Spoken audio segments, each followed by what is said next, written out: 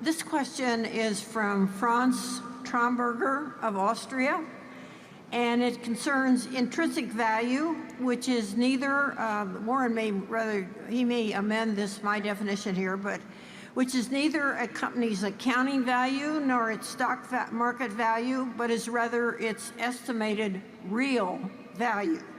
So the question is, at what rate has Berkshire compounded intrinsic value over the last 10 years? And at what rate, including your explanation for it, please, do you think intrinsic value can be compounded over the next 10 years? Yeah. Intrinsic value, can only be calculated or gains, in retrospect. But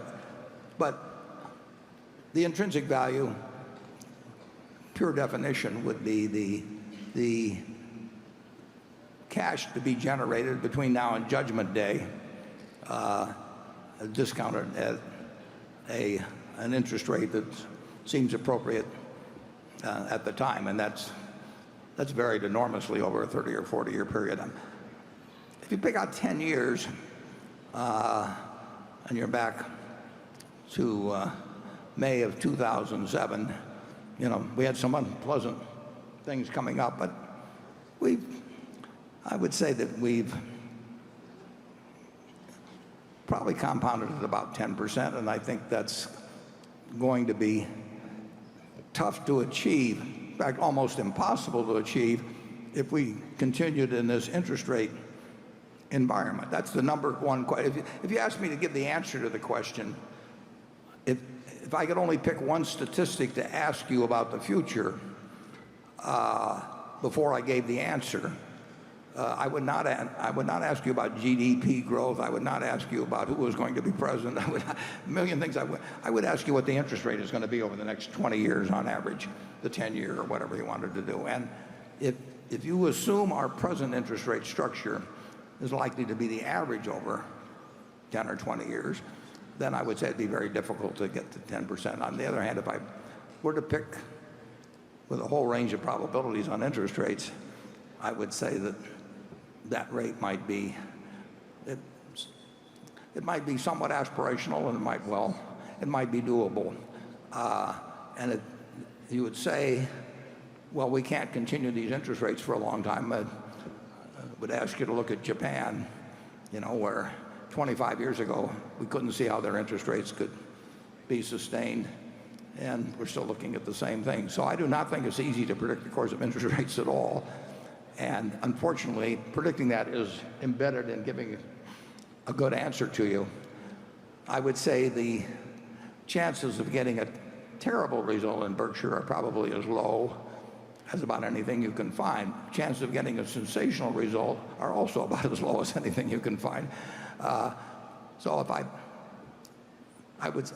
my best guess would be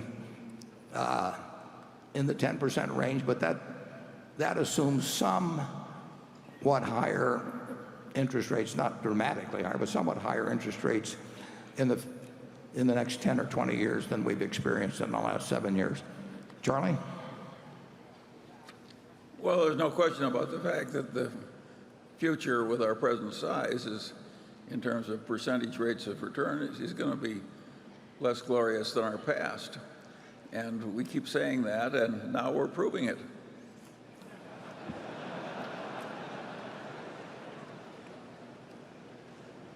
Do you want to end on that note, Charlie, or would you care to? Well, I do think Warren's right about one thing. I think we have a collection of businesses that, on average, has better investment values than, say, the S&P average.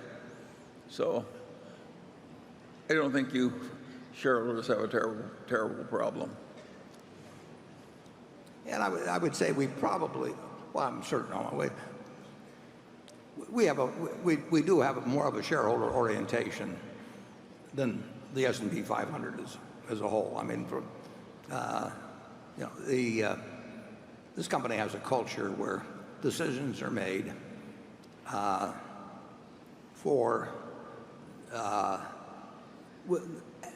an owner, as a private owner would make them. And frankly, that's a luxury we have that many companies don't have. I mean, they are under pressures today sometimes to do things. One of the questions I ask the CEO of every public company that I meet is, what would you be doing differently if you owned it all yourself?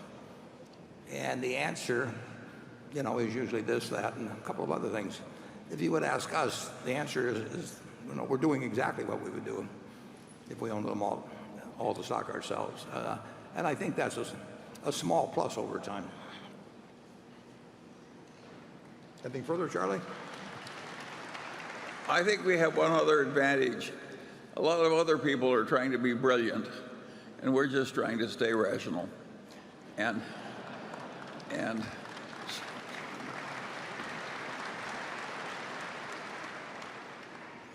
it's a big advantage.